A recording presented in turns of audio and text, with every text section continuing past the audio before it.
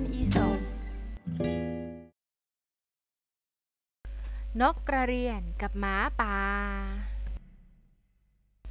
นกกระเรียนเห็นหมาป่าดิ้นทุรนทุรายอย่างเจ็บปวดที่กลางป่า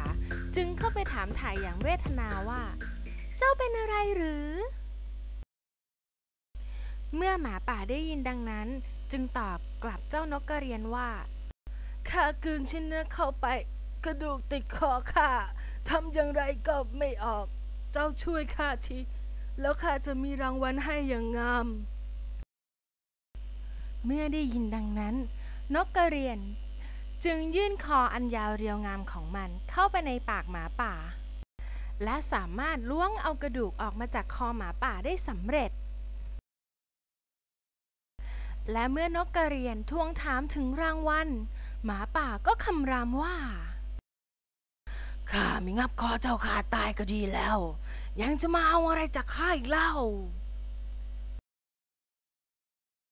นิทานเรื่องนี้สอนให้รู้ว่าคนเลวมักไม่เห็นความดีของผู้อื่นนิทานเรื่องนี้สอนให้รู้ว่าคนเลว